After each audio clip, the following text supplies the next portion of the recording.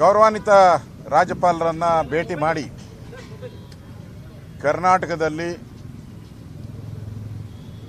ಆಡಳಿತ ಕುಸಿದೋಗಿ ಗೂಂಡಾ ರಾಜ್ಯ ಆಗಿದೆ. ಹೇಳೋರು ಕೇಳೋರು ಯಾರೂ ಇಲ್ಲದ ಪರಿಸ್ಥಿತಿಯಲ್ಲಿ ಒಂದು ರೀತಿ ಜಂಗಲ್ ರಾಜ್ಯ ಆಗೋಟಿದೆ ಕರ್ನಾಟಕ. ನೀವು ಕರ್ನಾಟಕದ ಮೊದಲ ಪ್ರಜೆಯಾಗಿ ಎಲ್ಲ ಆದೇಶಗಳು ನಿಮ್ಮ ಹೆಸರಲ್ಲೇ ಹೋಗ್ತಾ ಇದೆ. ಆ ದೃಷ್ಟಿಯಿಂದ ಕರ್ನಾಟಕವನ್ನು ಈ ಗೂಂಡಾ ರಾಜ್ಯದಿಂದ ಕಾಪಾಡಿ ಅಂತೇಳಿ ಗೌರವಾನ್ವಿತ ರಾಜ್ಯಪಾಲರಿಗೆ ಮನವಿಯನ್ನು ಕೊಟ್ಟಿದ್ದೀರಿ. ಮೊದಲನೇದು ಹೇಟ್ ಸ್ಪೀಚ್. ವಿಧಾನಸಭಾ ಅಧಿವೇಶನ ನಡೆಯುವಂಥದ್ದು ಬಿಲ್ಗಳಿಗೆ, ಪ್ರಮುಖವಾಗಿ ವಿಧಾನಸಭೆ ಪಾರ್ಲಿಮೆಂಟ್ ಇರೋದು ಬಿಲ್ ಮಾಡೋಕ್ಕೋಸ್ಕರ ಮೊದಲ ಆದ್ಯತೆ. ಆದರೆ ನಮ್ಮ ಗೌರವಾನ್ವಿತ ಸ್ಪೀಕರು ಮತ್ತು ಆಡಳಿತ ಪಕ್ಷದ ಮುಖ್ಯಮಂತ್ರಿಗಳು ವಿಧಾನಸಭೆಯಲ್ಲಿ ಚರ್ಚೆ ಮಾಡೋಕ್ಕೆ ಅವಕಾಶ ಕೊಡಲಿಲ್ಲ. ಯಾವುದೋ ಸಣ್ಣ ನೆಪ ಒಡ್ಡಿ ಆ ಬಿಲ್ನ ಚರ್ಚೆಗೆ ಅವಕಾಶ ಮಾಡಿಕೊಡ್ದೆ. ಮಾಧ್ಯಮ ಮತ್ತು ಸೋಷಿಯಲ್ ಮೀಡಿಯಾ ಜನಗಳು ಯಾವುದೇ ವಿಚಾರ ಮಾತಾಡಿದ್ರು ಅವ್ರ ಮೇಲೆ ಕೇಸ್ ಹಾಕ್ಬೋದು. ಅಷ್ಟು ಕಾನೂನುಗಳನ್ನು ತಂದಿದ್ದೀರ. ಕೈ ಸನ್ನೆ ಮಾಡಿದ್ರೆ ಕೇಸ್ ಹಾಕ್ಬೋದು, ನೀವು ಕಣ್ಣು ಮಿಟಿಕಿಸಿದ್ರೆ ಕೇಸ್ ಹಾಕ್ಬೋದು, ನೀವು ಮಾತಾಡಿದ್ರೆ ಕೇಸ್ ಹಾಕ್ಬೋದು.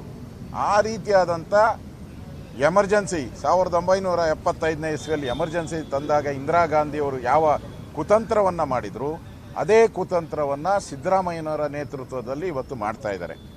ದಯವಿಟ್ಟು ಇದಕ್ಕೆ ಸಹಿ ಹಾಕಿದ್ರೆ ರಾಜ್ಯದಲ್ಲಿರುವಂಥ ಮಾಧ್ಯಮ ಮಾತಾಡುವಂಥ ಹಕ್ಕು, ಪೊಲಿಟಿಕಲಿ ನಾವು ಏನು ವಿರೋಧ ಪಕ್ಷಗಳು ವಿರೋಧ ಮಾಡೋಕ್ಕೆ ಭಾಷೆಯನ್ನು ಉಪಯೋಗ ಮಾಡ್ತೀರಿ, ಅದು ಎಲ್ಲ ಕೂಡ ಪೊಲೀಸರ ರಾಜ್ಯ ಆಗೋತದೆ.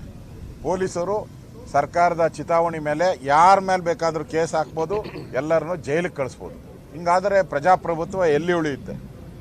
ಅದರಿಂದ ಈ ಕಾಂಗ್ರೆಸ್ ಮಾಡಿರೋ ಈ ಕುತಂತ್ರದ ಬಿಲ್ಲನ್ನು ದಯವಿಟ್ಟು ಸಹಿ ಮಾಡಬೇಡಿ. ಇದು ರಾಜ್ಯಕ್ಕೆ ಮಾರಕವಾದಂಥ ವಾಕ್ ಸ್ವಾತಂತ್ರ್ಯವನ್ನು ಕಸಿದುಕೊಳ್ಳುವಂಥ ಒಂದು ದುರುಳ ಬಿಲ್. ಈ ದುರುಳ ಬಿಲ್ಲನ್ನು ದಯವಿಟ್ಟು ಸಹಿ ಮಾಡಬೇಡಿ ಅನ್ನೋ ವಿನಂತಿಯನ್ನು ಮಾಡಿದ್ರಿ. ಭಾಳ ಪ್ರಮುಖವಾಗಿ ಜನಾರ್ದನ್ ರೆಡ್ಡಿ ಮೇಲೆ ಆಗಿರುವಂಥ ಹಲ್ಲೆ, ಗುಂಡಿನ ದಾಳಿ ಮತ್ತು ಅಲ್ಲಿ ಆಗಿರುವಂಥ ಕೊಲೆ, ಕಾಂಗ್ರೆಸ್ ಕಾರ್ಯಕರ್ತನ ಕೊಲೆ ಕಾಂಗ್ರೆಸ್ ಪಾರ್ಟಿಯವರೇ ಮಾಡಿದ್ದಾರೆ. ಯಾರೇ ಮಾಡಿದ್ರು ಕೊಲೆನೇ. ಈಗ ತನಿಖೆನೂ ಕೂಡ ಹಳ್ಳ ಹಿಡಿದ್ಬಿಟ್ಟಿದೆ. ಯಾರು ಚಿತಾವಣೆ ಮಾಡಿದ್ರು, ಯಾರು ಇದರಿಂದ ಇದ್ದಾರೆ, ಅವ್ರನ್ನ ಯಾರನ್ನೂ ಅರೆಸ್ಟೇ ಮಾಡಿಲ್ಲ. ಎಲ್ಲರನ್ನೂ ಕೇಸನ್ನು ಮುಚ್ಚಿ ಹಾಕುವಂಥ ಪ್ರಯತ್ನವನ್ನು ಮಾಡ್ತಾ ಇದ್ದಾರೆ. ಇದನ್ನು ಕೂಡಲೇ CBI ತನಿಖೆ ಕೊಡಬೇಕು, ಸತ್ಯ ಸಂಗತಿ ಹೊರಬಡಬೇಕು. ಇಲ್ಲಿನ ಪೊಲೀಸರು ಒಂದು ರೀತಿ ಸರ್ಕಾರದ ಕೈಗೊಂಬೆಗಳಾಗ್ಬಿಟ್ಟಿದ್ದಾರೆ. ಇವರಿಂದ ನ್ಯಾಯವನ್ನು ನಿರೀಕ್ಷೆ ಮಾಡೋಕ್ಕೆ ಸಾಧ್ಯ ಇಲ್ಲ. ಆದ್ದರಿಂದ ಈ ಕೇಸನ್ನು CBIಗೆ ಕೊಡಬೇಕು ಅಂತೇಳಿ ಗವರ್ನರ್ಗೆ ವಿನಂತಿಯನ್ನು ಮಾಡಿದಿರಿ. ಇನ್ನು ಕೋಗಿಲು ವಿಚಾರವಾಗಿ ಸತ್ಯಶೋಧನಾ ಸಮಿತಿ ಇವತ್ತು ವರದಿಯನ್ನು ಕೊಟ್ಟಿದ್ದಾರೆ. ಸನ್ಮಾನ್ಯ ವಿಶ್ವನಾಥ್ ಅವರು ಆ ಸ್ಥಳಕ್ಕೆ ಹೋಗಿ ಕಳೆದ 1 ವಾರಗಳ ಕಾಲ ಅಧ್ಯಯನ ಮಾಡಿ ದಾಖಲೆಗಳನ್ನು ಸಂಗ್ರಹ ಮಾಡಿ ಇವತ್ತು ಕೊಟ್ಟಿದ್ದಾರೆ. ನಾವು ಗವರ್ನರ್ಗೂ ಕೇಳಿದ್ದೀವಿ. 36 ಲಕ್ಷ ಜನ ವೆಯ್ಟಿಂಗ್ ಮಾಡ್ತಾ ಇದ್ದಾರೆ. ದುಡ್ಡು ಕಟ್ಟಿ 50,000 ಕಟ್ಟಿದ್ದಾರೆ, 1 ಲಕ್ಷ ಕಟ್ಟಿದ್ದಾರೆ, ಕೆಲವರು 10 ಲಕ್ಷ ಕಟ್ಟಿದ್ದಾರೆ.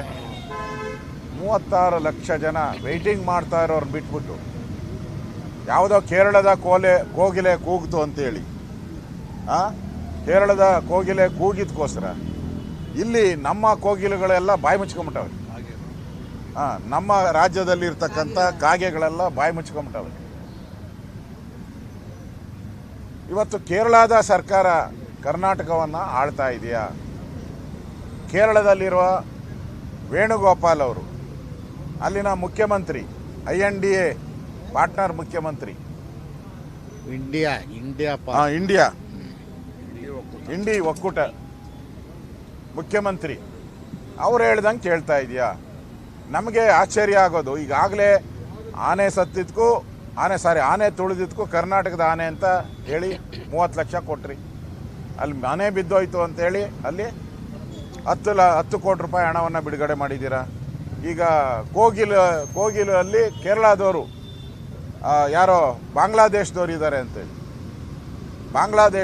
ಅವ್ರ ಪರವಾಗಿ ನಾನು ಧ್ವನಿ ಎತ್ತಿದ್ದೀನಿ ಅಂತ ಮತ್ತೊಮ್ಮೆ ಟ್ವೀಟ್ ಮಾಡಿದ್ದಾರೆ ಮುಖ್ಯಮಂತ್ರಿ. ನಾನು ಮುಸ್ಲಿಮರ ಪರವಾಗಿ ಯಾವುದೇ ರಾಜ್ಯ ಇದ್ದರೂ ಧ್ವನಿ ಎತ್ತೋನೆ ಅಂತ ಹೇಳಿದ್ದಾರೆ. ಅವ್ರು ಸ್ಟೇಟ್ಮೆಂಟ್ ಮಾಡಿದ್ದಾರೆ. ಹಂಗಾರೆ ನಮ್ಮ ರಾಜ್ಯದಲ್ಲಿರುವಂಥ ಕಾಂಗ್ರೆಸ್ ಸರ್ಕಾರ ಅವರ ಕೈಗೊಂಬೆನಾ, ಕೇರಳದ ಕೈಗೊಂಬೆನಾ? ಕರ್ನಾಟಕದಲ್ಲಿ ನಿಮ್ಮನ್ನು ಎಲೆಕ್ಟ್ ಮಾಡಿರೋದು ರಾಜ್ಯದ ಪರವಾಗಿ ಮಾತಾಡಿ ಅಂತ. ಇವತ್ತು ರಾಜ್ಯದಲ್ಲಿ ಕನ್ನಡಕ್ಕೆ ಅವಮಾನ ಮಾಡ್ತಾ ಇದ್ದಾರೆ. ಕೇರಳ ರಾಜ್ಯದಲ್ಲಿ ಅಲ್ಲಿನ ಭಾಷಾ ನೀತಿ ಏನಿದೆ ಅದನ್ನು ವೈಲೇಟ್ ಮಾಡ್ತಾ ಇದ್ದಾರೆ. ಸಂವಿಧಾನದ ಅಡಿಯಲ್ಲಿ ಏನು ನಮಗೆ ಅವಕಾಶಗಳಿತ್ತು ಮಾತೃಭಾಷೆಗೆ, ನರೇಂದ್ರ ಮೋದಿಯವರು ಮಾತೃಭಾಷೆಗೆ ಎಲ್ಲ ರಾಜ್ಯಗಳು ಅವಕಾಶ ಕೊಡಬೇಕು ಅಂತ ನರೇಂದ್ರ ಮೋದಿಯವರು ಪದೇ ಪದೇ ಹೇಳ್ತಾ ಇದ್ದಾರೆ ಎಲ್ಲ ಸ್ಪೀಚಲ್ಲೂ ಕೂಡ.